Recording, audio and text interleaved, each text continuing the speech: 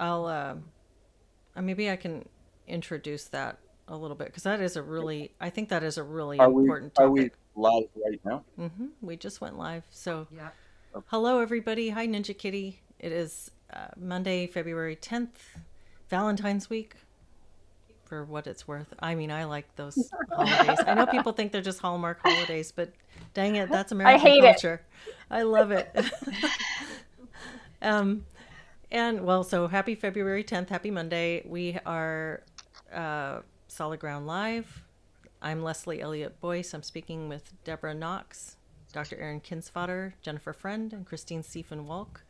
And we are often joined by Jenny Holland. She's not here with us this week, so hopefully we'll have her with us at the next one. And it's nice to see you all. Deborah, before we get into a conversation, do you want to introduce Solid Ground to everybody? Yes, I will.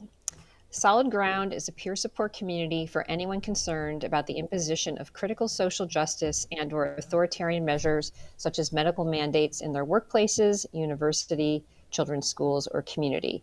We offer weekly online peer support groups in which members share ideas, thoughts, and support for how to navigate the impact of these ideologies and answer the question, where do we go from here?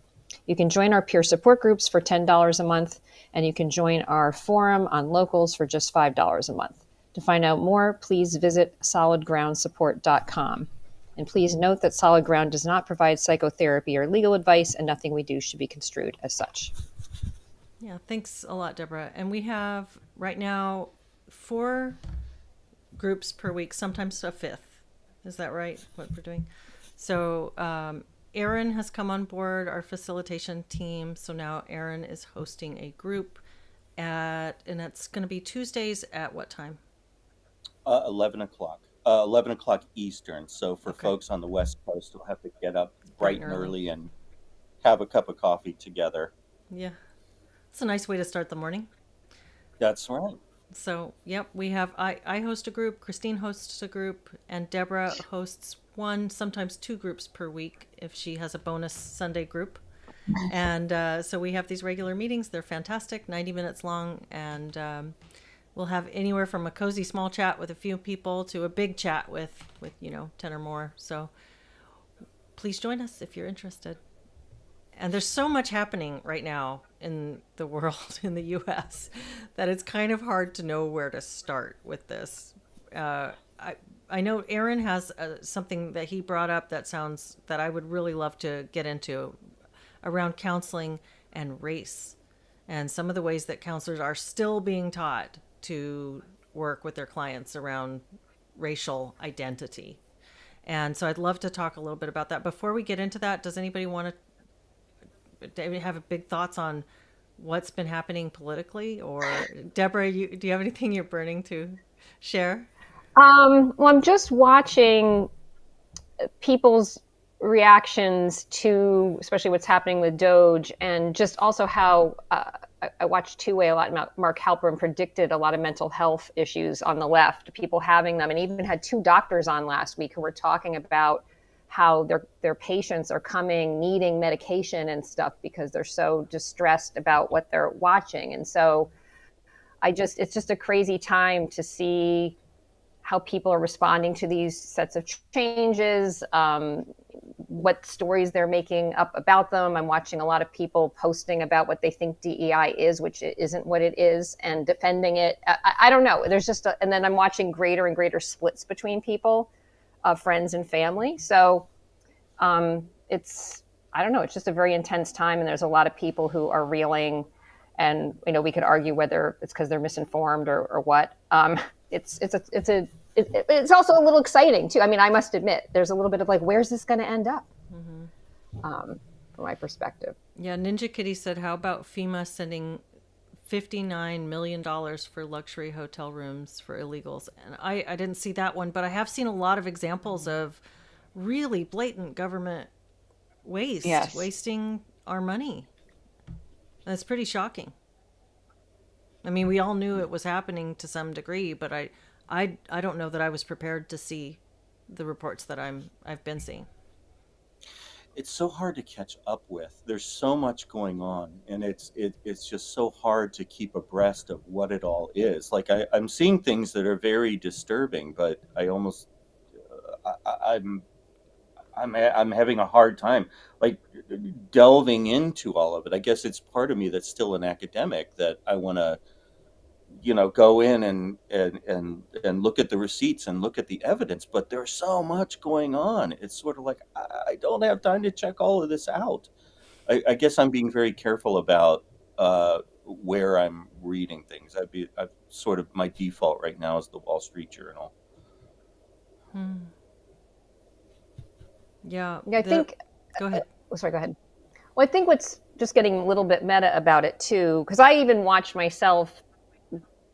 People will make a narrative. They might see a bunch of things and then say this equals that is the CIA and it's this, and like I don't know about that. I do know the actual, like, we know this money was spent for this. We know this was for that, and I'm trying to just keep to those things and watch, not getting caught in a particular narrative of it all means this or it all. I'm open to it could be what people are proposing, but it's easy to string things together. I mean, what it does appear is that we have done a lot of these things for sort of soft power purposes, and a lot of them are sort of woke inflected, if you will.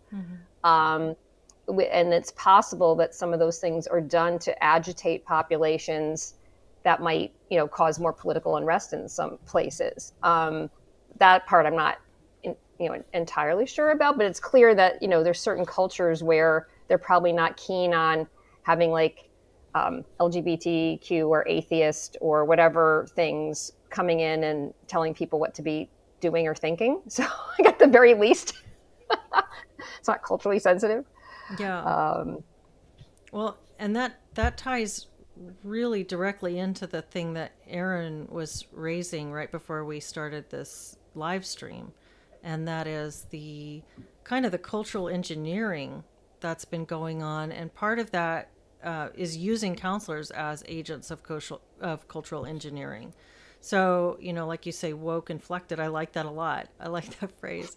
But this was the thing that disturbed me so much about being in counselor education, was seeing that we were being trained to forward some ideology beyond just, trying to help people in their individual lives and families to be healthier and happier. We were trying to forward an ideology. And so, Aaron, one of the things that I was so appalled by in my training program was the way we talked about race, and specifically this idea of racial identity development and racial identity salience, and the counselor's role in developing that. We were supposed to broach race with our clients within the first session or two, and that just meant that we were raising, in the dialogue between you and the client, the racial makeup of each other. It could be, how do you feel as a white person to be sitting here with a white counselor while there are other people of color out, blah blah blah.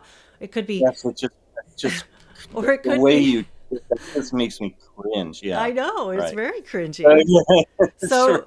Right. I had forgotten that it was sometimes but that takes me right back to my university days, where just like, yeah. oh my God, I can't believe. Well, and there's this whole wheel of race and privilege. So there's this, they showed this when I was, and I don't know if you saw this when you were teaching, but Yeah, the wheel of like marginalized counselor sitting with a privileged client, or marginalized client sitting with a marginalized counselor, or privileged or whatever.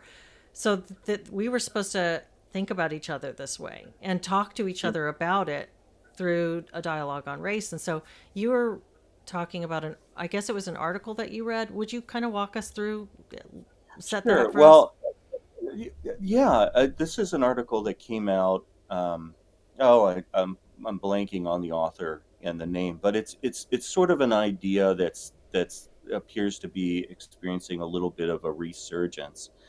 And again,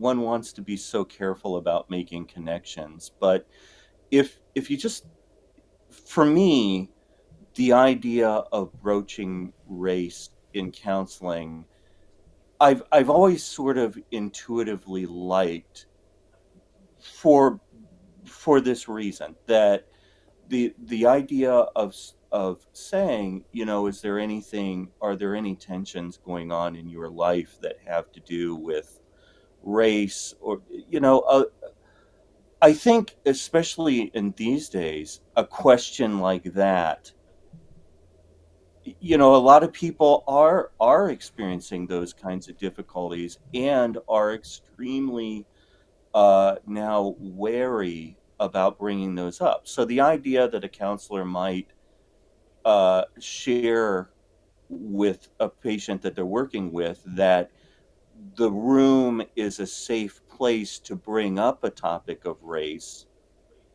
seems like a good idea to me. With But every client, or just with clients like where? just like maybe as part of an intake, like a question where someone might say, are there any things going on with you pertaining to race that are So like causing on their you, form when they're filling out maybe as something. part of their form, and going over their form, that Okay. might be a way to do it. Hmm. I think and I'll be honest, this goes back to my own experience. I was having a very difficult time because I spoke up publicly about anti-racism, and at the time, there was not, anti-race, like if you bring up anti-racism now, a lot of people know what it is and are very suspicious of it.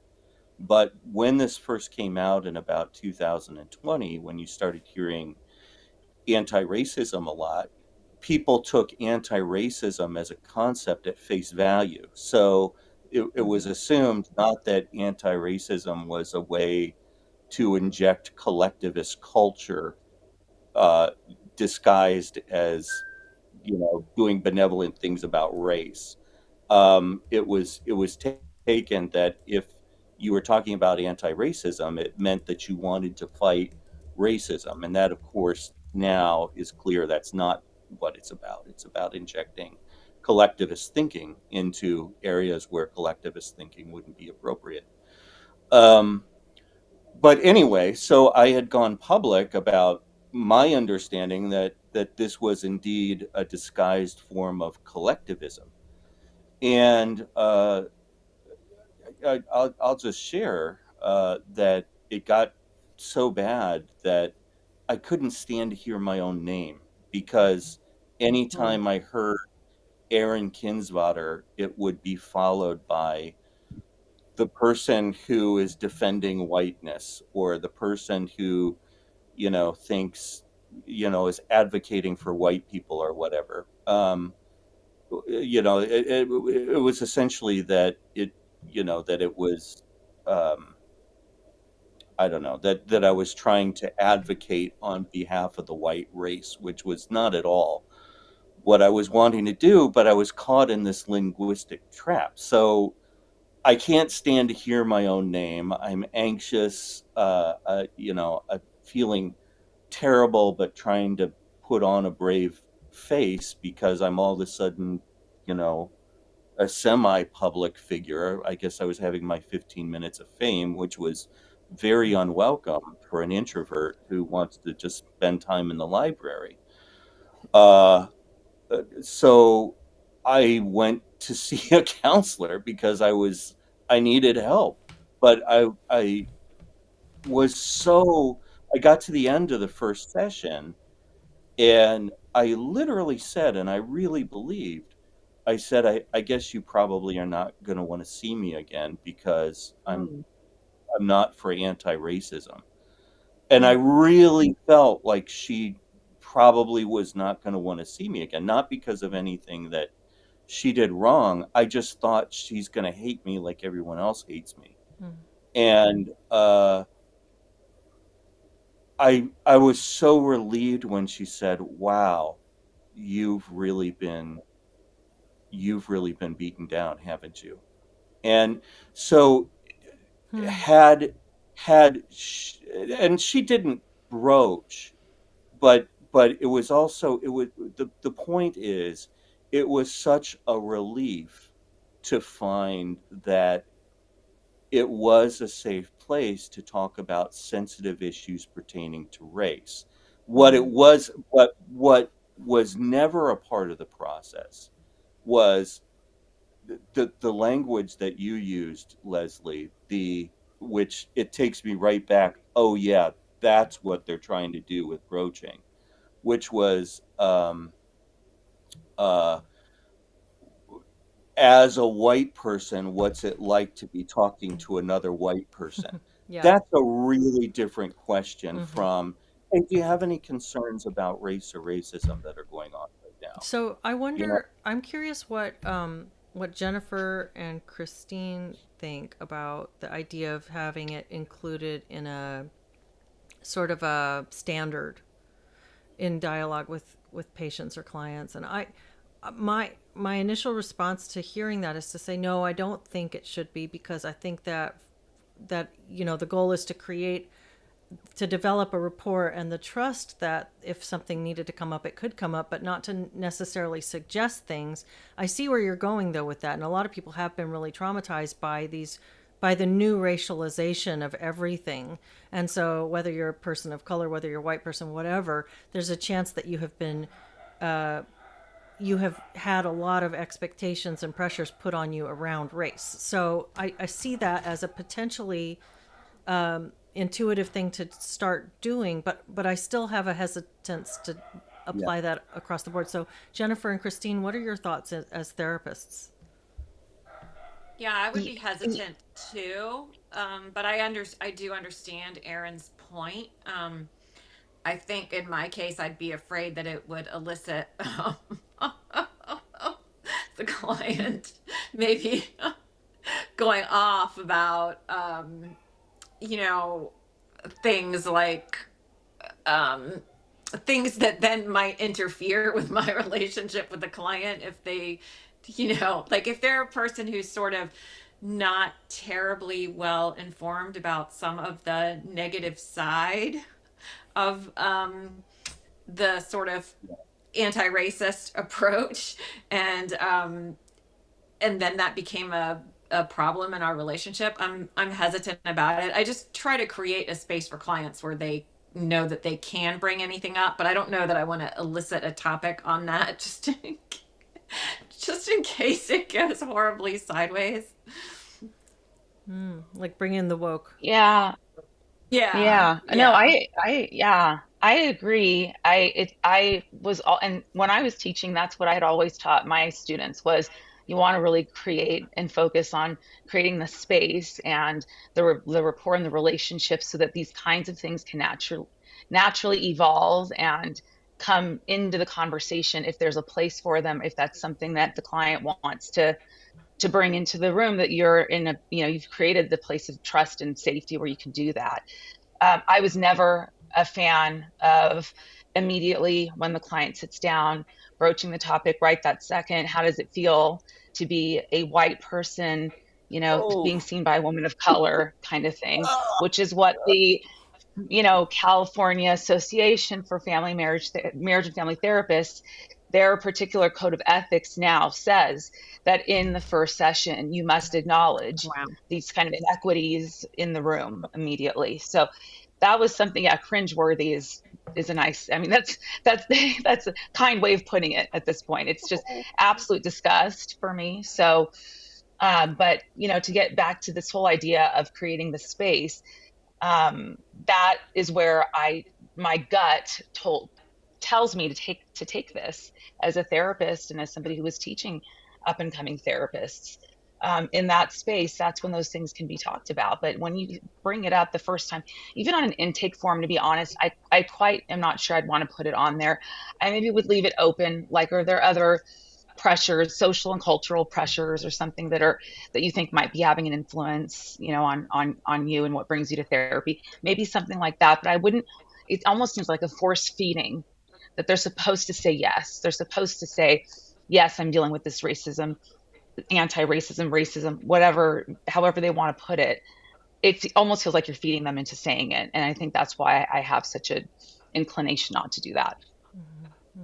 Yeah, thanks for that. I think that makes a lot of sense to me. I understand though, that in response to the race broaching prompt, Aaron, you're basically saying there is a way that this is relevant, but it's not necessarily the way that the critical race theorists want it to be relevant, or not in the direction they're wanting it to go. But yeah, so I fall on that same side of hesitating to make any kind of presumptions about what issues the client might be dealing with. But what I'm curious about is that article that you're citing, Aaron, where they are really promoting this idea of race broaching, but not from this perspective of Right. sensitivity toward what this recent racialized dialogue in the US has done to people, but rather from the critical race theory perspective on how to culturally condition people to have a higher racial identity salience and a greater sense Right. of privilege and marginalized identities or whatever. Well, and I'm just like as I'm listening to you three talk about, I'm reminded of how incredibly toxic this can be. And you juxtapose, the conversation that Leslie is recalling from her training. You juxtapose that against, say, uh, the statement that is read at the beginning of the Solid Ground podcast here, where it's sort of like, it almost says this is an okay place to be you. This is an okay place to talk about difficult things. And you can, in my mind, the juxtaposition between what is said at the beginning of this podcast, for example, this is a place where you can share your concerns about the imposition, is much different from how does it feel as a white counselor or a white person to be talking to a white counselor? Like, you can hear the manipulative intention in that. But to get to so I like the idea of the creation of a safe space. But I can also see how saying that in the beginning, one, it might signal to somebody that they're not, oh, this isn't a place to talk about this safely.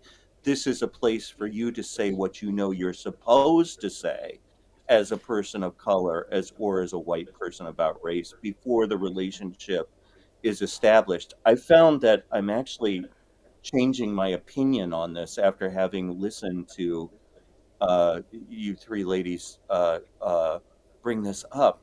Like, I guess I was thinking about it as a sane person, and I forgot that that's I'll just say really quickly, one thing I've really disliked some of the therapy jargon out there, and I like the idea of a safe space, but I've started to hate that phrase. Yeah.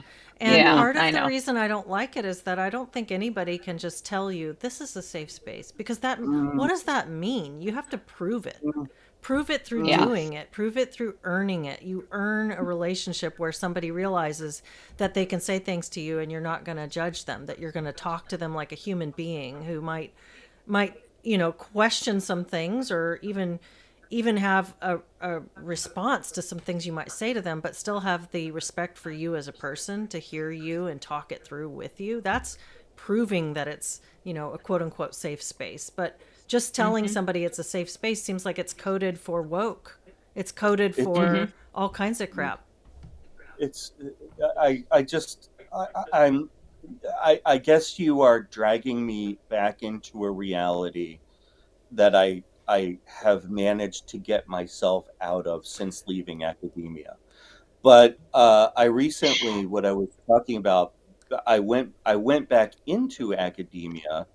On the other side of the desk, I used to be a professor, but I went back and I had to take some classes in order to get licensed here in Florida, and it was a very interesting experience. But I came across this article on broaching as one of our assigned readings, which was actually an article that I had assigned as a professor. So it was interesting to go back and read it as a student.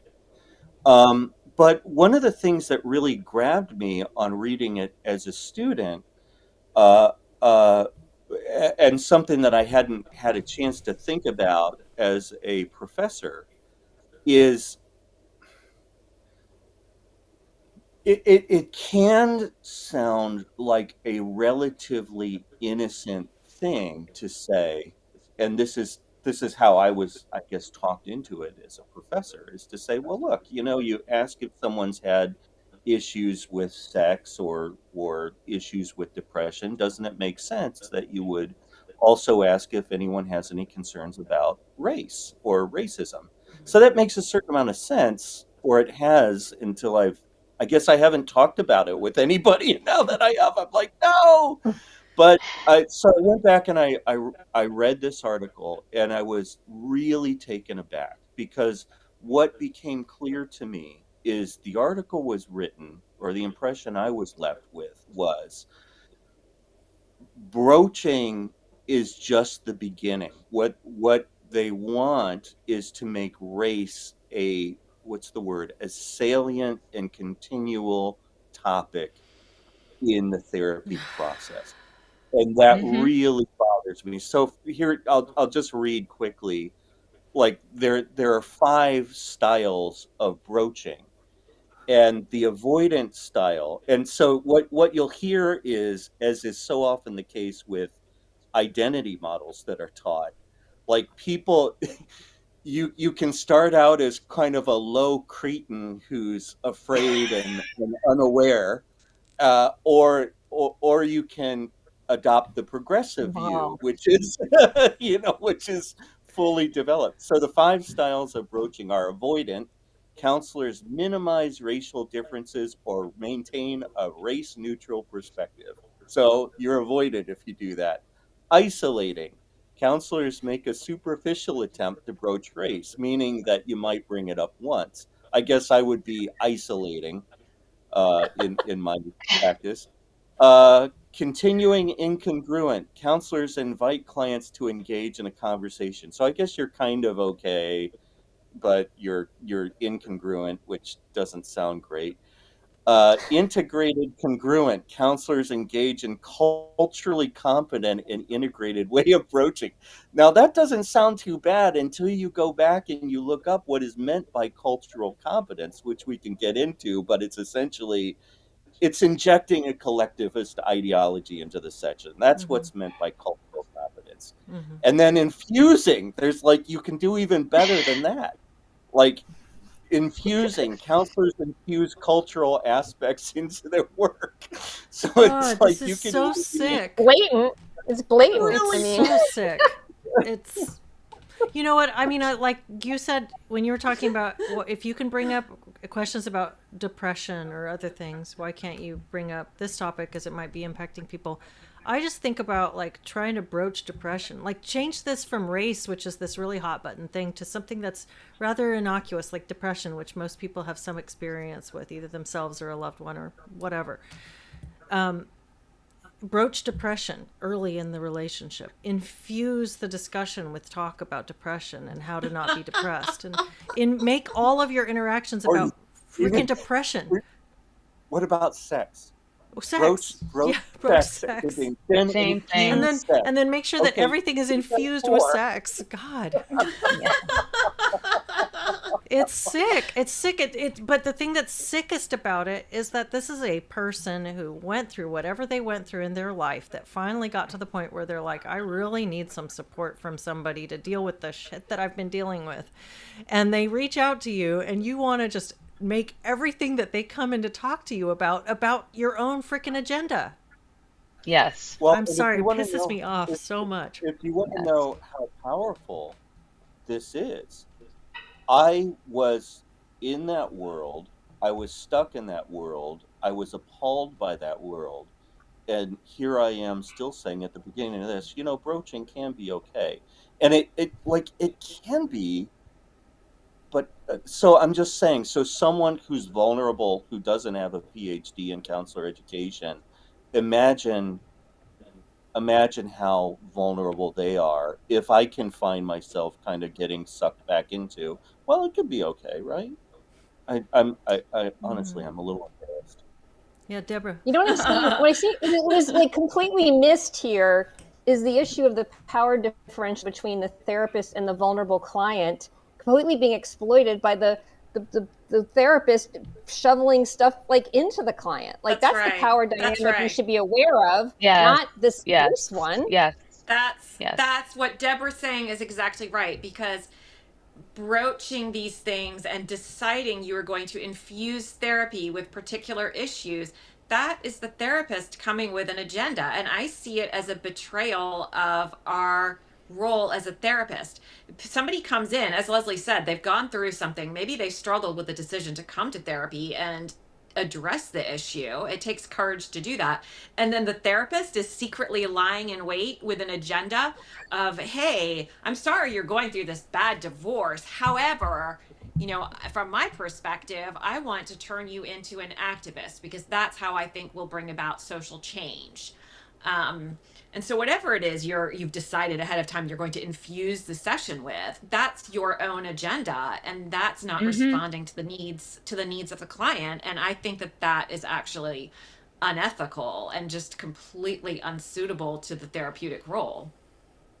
Are they in your trainings? I mean, they're talking about, okay, there's going to be a differential because maybe you're this race and someone else is, but are people getting taught just the differential of the person in the role of counseling? Okay, so they do touch that Yeah, at least. yeah. I mean, well, I bit. can speak from my experience in my program, but yeah, we do teach about that, the power differential, and that's why when I was kind of talking about it earlier, that was something that I wanted to say. So thank you for bringing that up, because that infusion, and just back to what Jen's point is as well, and what you were saying, Aaron, the idea there is that you're, as the therapist, that power differential, when you start to bring those things up, you can very easily hijack the sessions and hijack the entire therapeutic process, so that it becomes about the therapist and it's not about the client anymore. And that's not hard to do if you're not aware of the power differential first. And you have to do what you have to do, deal with your own stuff, whatever it is that comes up for you, so that you don't, walk in there infusing the sessions with any of this stuff that you're dragging around. And it makes me feel like when we broach the race issues, or bring up those specific things, we're just bringing our own shit, and just excuse my language, but we're bringing our own shit into the room that may have nothing to do with what the client is even there for. You know what's So interesting, that's why I don't Christine? like. Yeah, go ahead. Well, what I was thinking when you were saying that is, like, one of the things that we don't even talk about when we talk about power imbalance is the imbalance of the person who's so intimidated to offend the other person. So Yes. when they talk about the white, they put this in terms of privilege and marginalized, and they say if you're a white therapist and your client is African American, then you Yes. are a privileged therapist with a marginalized client. And if it's vice versa, then you're the marginalized therapist with a privileged client or whatever. But what they don't talk about is the fear that anti-racism training is causing in people, Yes. that causes them to trip all over themselves, afraid that they're going to commit a microaggression, Yes. and how that impacts Yes. that relationship. Yes. So Absolutely. we're missing these major aspects of the racial conversation dynamics. Absolutely. It's interesting what's going on in counseling, though, that every I'm on a few counseling listservs, and people are discombobulated about the tearing down of DEI, and so in response, they sort of it's almost as if people know, they're kind of like, okay, we've like the anti-racism magic is kind of gone. We can't use that invocation anymore in order to get people to do what we want, because people now see through it for what it is. So it's almost, what they've done is they've taken like the kinder, gentler concept of broaching, which again, it's like I had myself sort of, I was just kind of thinking, yeah, this can be okay. But then you see what it is behind it when you read that, oh, what this person is actually advocating for are sessions that are continually infused with this. And that's, it's the same thing in a more clever, more benevolent seeming disguise, in my mind. It seems like the four of you saw like right through it right away. And yeah, I was just sort of saying, hey, I don't know about infusing sessions, but if you want to broach, that's fine. Huh. But you see, it's so now it's sort of like, oh, we're not talking so much about anti-racism anymore, or it's not doing as much. But all of a sudden, there's all this chatter about, well, there's the importance of broaching, and that's okay. Hmm. You know, It's the fallback like position. Like we can't do DEI, but we can broach. Right. We it's can like kind of Yeah, DEI light. it's Um, DEI it's very light, but invasive. I but talked it's with only DEI light if you're avoidant Hmm. or incongruent.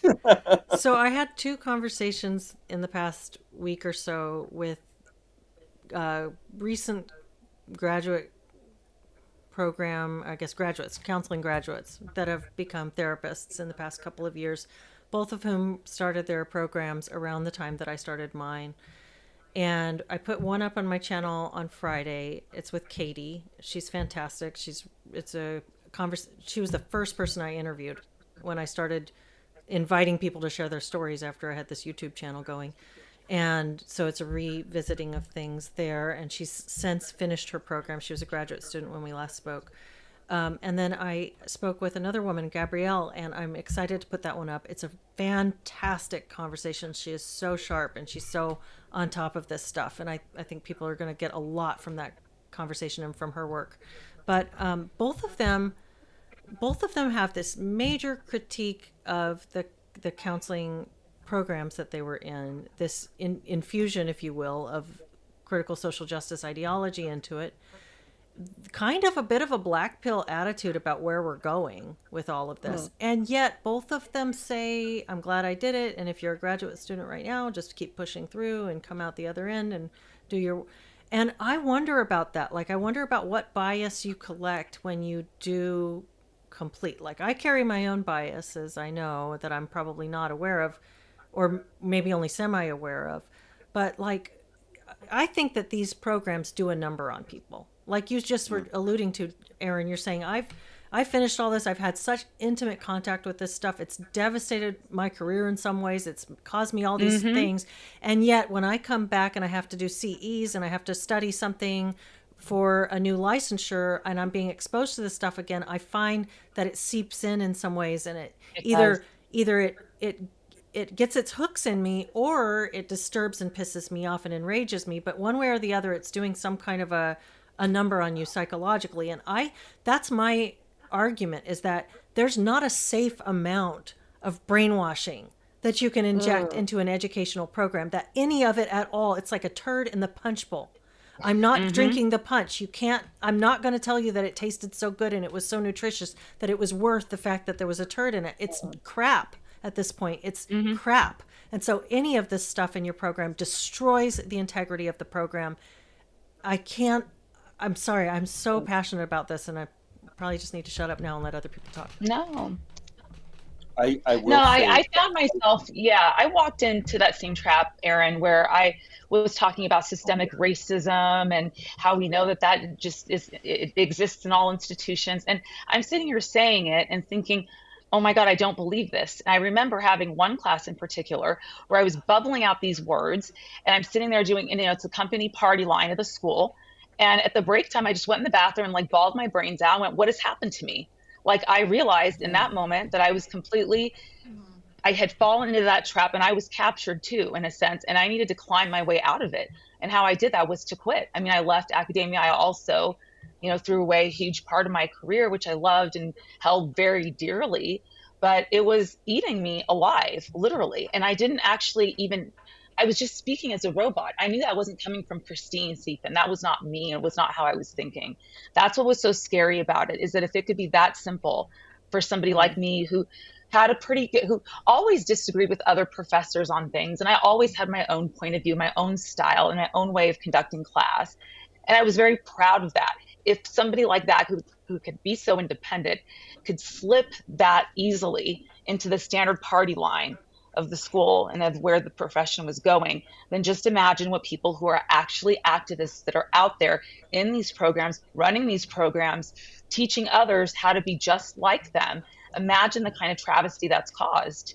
I mean, it's horrifying the extent of damage that has probably seeped through the entire field. Oh, Yeah, so you're saying you had some immunity and still it was tough, right? Yeah. Hmm. I had a lot of immunity and still it was tough. I had to literally leave. I went on a leave of absence because I actually had some surgery, neck surgery. So I was recovering from that. It was a good opportunity to kind of take a break. And it was during that period that I went, oh my God, I can't go back to this. And that's when I resigned. And I was when very was it? open about why. That was, I want to say it was 2021, Yeah. actually. Yep. So it was after everything kind of fell off the George Floyd, Yeah, you you and me know, were at the same time. Yeah. at that same time. Yeah. And it just, it fell off the cliff. It went from being a conversation into just this overly dominating. And I think no matter what, eventually, I mean, it's like the turd in the punch bowl. Eventually, even the punch at the top, is going to taste like shit, right? It was slowly boiling the frog in the beginning. And that's where I was caught. It wasn't until, you know, the frog was jumping out of the pan or the pot, burnt to death. That's how I felt when I left. I felt that damaged, actually. It was that Well, significant for I me. guess I'm Yeah. sitting here saying, hey, is like this punch is kind of good, but does it taste funny? And like I thought I was, like, it happened to me right now, like in this live stream. Like it's Yeah. like there's still some part of me that's saying, oh, I have to be kind of positive about broaching though. Hmm. Yeah. And Yeah. I think I guess I want therapy to be a place where people can bring these concerns and be met with a person who can address them without without feeling prejudiced against them for having those concerns. I guess Right. that's where it's coming from. But there's some small part of me that still feels like I need to represent myself as a good person. So I'm just realizing in I guess in to give validity to Leslie's point, at least for me, that it gets your hooks in you, and sometimes you can't even tell how deep those hooks go, no matter how many Yeah. degrees or licenses or whatever you have. It's sad. I feel sad. No, it's just I think that we're all, especially to the degree that you're open as a person to listening and taking in, and people who go into therapy or education fields are probably pretty open. I mean, these are probably Hmm. people who are not primed with a lot of judgment and rigidity. They're part of the reason they're interested in doing this kind of work is their innate openness. And so this is a group of people who are probably somewhat vulnerable to that kind of programming, but also vulnerable to self-questioning and being put into a loop Mm, of self-questioning for lots of reasons. mm, That high mm. agreeableness means that you're willing to at least entertain the fact that you might be wrong and try to hear the other person's perspective. And when you keep on being told over and over these kind of they're not really that subtle, but they're like there's a grain of truth in them. There's, like you said, here's the grain of truth in the broaching conversation is that it's true that no matter whether it's because you've been subjected to racial discrimination in the way that the CRT people want to point to, which does happen all the time to people, or whether you've been subject to racial discrimination in the way that the CRT people are making happen, which also happens all the time. There's a Hmm. there's a fairly high likelihood that you've experienced something in your life that creates a tension in you around the topic of race. So race is not a nothing in the way that it's experienced by a lot of people. And so there's some truth in that. But the thing that they miss is that they want to apply the same significance to every single person. And they want to be able to say that you experience it differently based on things that we can observe about you from the outside. So your counselor needs to come in with that information equipped to know what kind of a racist you are.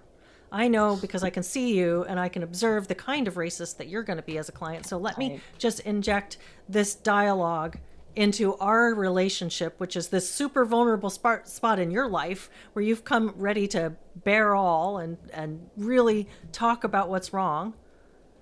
And I'm going to make all these assumptions about you. So it's just that everything that violates the principle of individuality and individual development is a no-go as far as I'm concerned. Every single thing that you do that you bring in and say, I already know about you better than what you think you know about you, is that's where you screw up.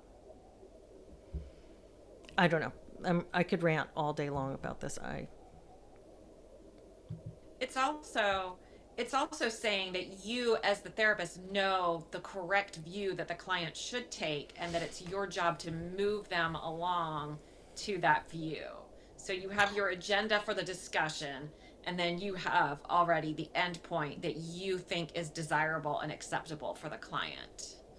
That's what the one of the things that is also taught in counseling programs is there are a number of identity development models that they sort of follow the same trajectory that the model of broaching. Like the less you the less stock you put into identity development, the the essentially the less mature you are in terms of your transition through the model. And once you're at the highest level of developmental maturity, you've essentially adopted a progressive view of race, which is essentially what a collectivist view, Mm-hmm. based on some political idea of collectivism. So It seems like there's a hook. It seems like there's a hook on how developed are you? Like I don't right. know if this would have as much pull for people if they weren't being framing it in some sort of thing that shows, oh, you're such an evolved therapist or you're such an evolved person. Like, I don't know, would it be as appealing for Mm-hmm. people to glom on this if they didn't take some sort of superiority or something out of the way this is framed? Yeah. Yeah. Well, or that you want to. I think what they're mostly hoping for is to get people who are maybe people of color to become angry and to Mm. push these ideas, and for people who would be considered dominant to become guilty. But all, regardless of how a person identifies, it's all at the end of the maturation process. You are uh, Mm-hmm. an activist for uh, working against oppression and for the oppressed. Uh, Yeah, that's straight yeah, out of Gerald Wing Sue. right. It's the same idea, but Mm-hmm. but again, it's just something that I remember back in the day. I didn't really stop to think too much about those things because I hadn't seen how crazy it is when those ideas get adopted. I just sort of, gave them, lip service and moved on. But I Hmm. think that now to some of the things that I used to teach, and I feel a real sense of guilt about it. Mm. Yeah, I was talking with I told you the woman Gabrielle, the Yeah, therapist, and I'm going to put that up this week. But one of the things she told me about was in her multicultural class, whatever her social justice main course in her graduate program, they had to do some project, and they split into groups, and each group had to bring in a representative from whatever identity category they were going to be talking about. And so another group, I know, it sounds so bizarre. It sounds so New strange. animal. Yeah, exactly. Exactly like a zoo animal. And so this other group did, their identity group was African Americans. So they asked this black kid who was part of the school to come in and basically sit there as the poster child for African American identity, which sounds so freaking weird. And so the guy, they tried to get him to talk about race and how it had impacted him. And he's this young guy. And she said he actually was like, it hasn't really been a big factor. It hasn't been, I think these other issues are more whatever. And this part of my identity is actually more important to me than African American. And so he didn't give the answers that they wanted. And then the guy left, and the class set upon him and discussed where his racial identity development was, and basically determined that his racial identity development was still immature because of where he, yeah, God. yeah, it was, Oh my God. it's horrible to think that this is a group of this is counselor trainees sitting there tearing this guy apart and judging him that he's not, and then they were told that their job was basically to further their clients beyond that point. Oh my God. Uh-oh, we lost Deborah. She'll probably be back in a second. That's just awful. She tells the story. She does a better job telling it than I did. Can't be surprised anymore. And then, by the way, I thought that young man Dev did a wonderful job. I thoroughly enjoyed the interview with this young woman. I saw the first one, and I thought the second one was just so excellent. What's her name again? Oh, Katie? The young woman, Katie, that you just interviewed the other day. And I'm really looking forward, like, I really want to hear this next interview that you did, but boy, that's going to be a hard one to watch. Oh, it's an excellent. She's fantastic. Her story is really good. Yeah. I'll put that up this week. Oh, Deborah says I froze. Hopefully she can come back on. Yeah, but there's just a lot to be concerned about with this. You see where this takes you. I mean, that's such a perfect illustration, and maybe we'll have to wait to see that interview, but it's just, we often don't get to see, or what's not talked about is the impact that these things have on people of color. You can talk about it in the abstract, but that kid was dehumanized. Oh yeah, absolutely. Because he didn't think the right thing. And it's a whole room full of white people who are determining for him that he's not black enough. Right. It's so condescending to me, and so disrespectful and discounting of that individual's experience. And it's basically like, oh, you're not neurotic enough. We want you to feel discriminated against, and we want you to, essentially, you are not the victim that we want you to be. Well, and the key is that we want you. What's really scary is and I haven't seen this obviously, but this whole class is not able to arrive at the insight that we have a certain need for him to be a particular way in order for us to feel okay about maintaining our beliefs. That's sick. Yeah, and I really think that, back to your point, I think I went off on a tangent rant when you were saying how kind of bizarre it is, Aaron, that even with your level of experience and perspective, you can go in and feel yourself kind of trying to be conciliatory towards aspects of this. I think that this way of instructing people is really damaging, and I don't think anybody comes out of it without some damage when you're put through some kind of brainwashing program. I think you come out with weird defenses that you have to erect, or ways that you are psychologically wounded, or you come out brainwashed as per the instructions, and probably a lot of gray area in between. But I wonder what are y'all's thoughts? It's forcing you to be not congruent. That whole congruent thing. I mean, it's making you be not congruent with yourself, right? Yeah, Christine, what are your thoughts as somebody who spent time teaching as well as working in the field?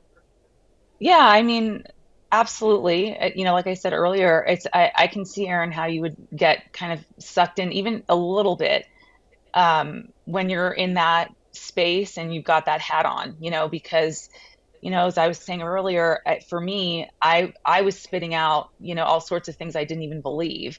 And I'm a woman of color, and I hate when people call me a woman of color. I don't even call myself that, but to, I guess, describe myself, I'm a non-white woman, I guess. I don't know. But I've always hated that. And the BIPOC, the letters, I don't even, what do they all stand for? Biracial, something, person of color. I don't know. I never even understood what the acronym was, to be honest with you. I was sort of walking around a little bit out of touch with what they were doing. And I still had that stuff infused in me enough to spit out a little bit of it to my class. So I did come out of there, and I felt like I was so angry, and I was I think I was traumatized to an extent, but I would say I was mostly angry, and I was very defensive. And it was because I felt like resentful that I had to give up something I loved so much because I couldn't work within the context of the lies and the manipulation and the brainwashing any longer. They were Yeah. almost forcing me to give that up in a sense. And I was very resentful of that for a long time. It's really only been maybe this past year that I think started to kind of calm down on that and find my sea legs again in what I'm doing.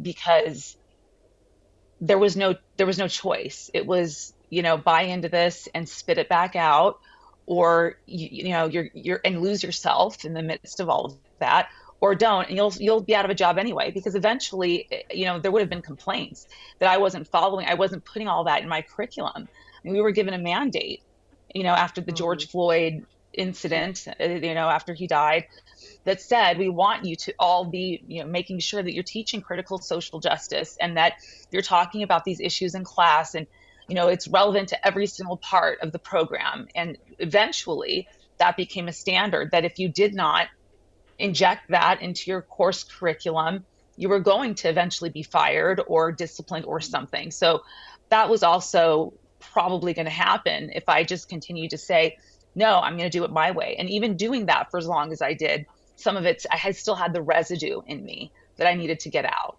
Um, so yeah, I mean, I think it was very damaging, just even as somebody who worked in it for as long as I did. And I miss it. I miss teaching. I love teaching. That was something that I was very passionate about. Me But too.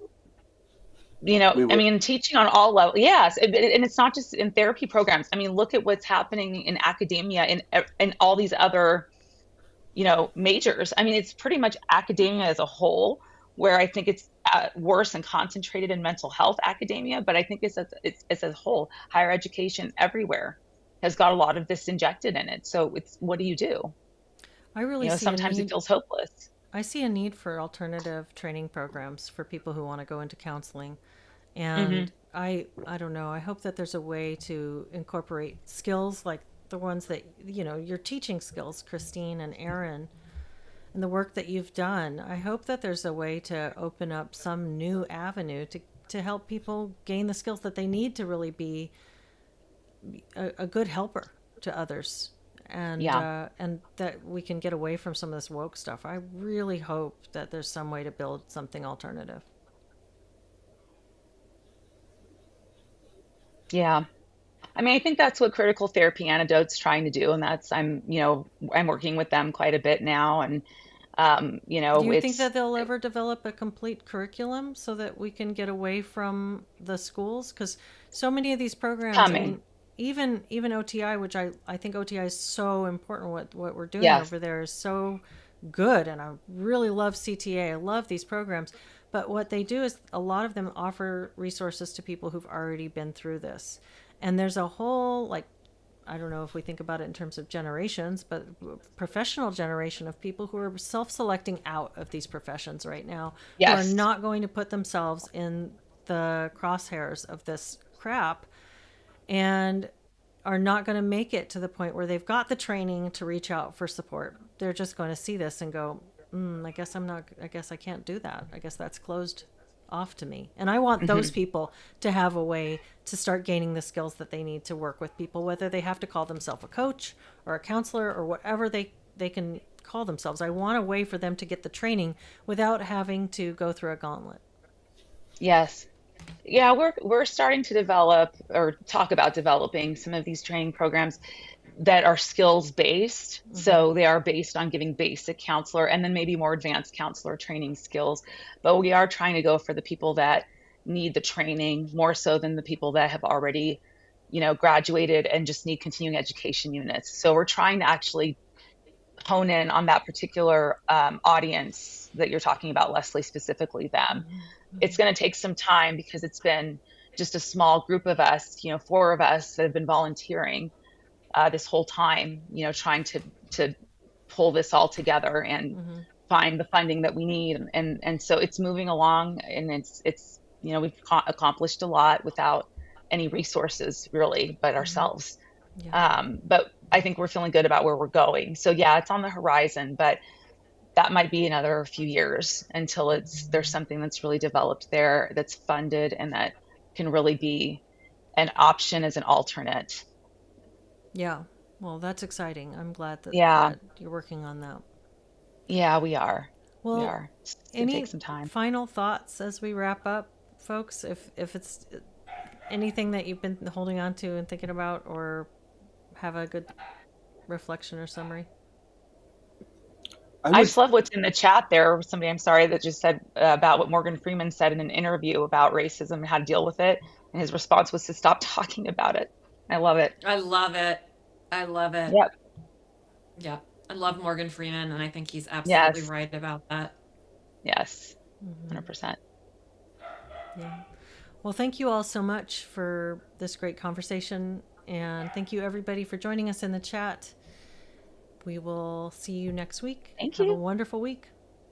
Sounds good. Bye, everybody.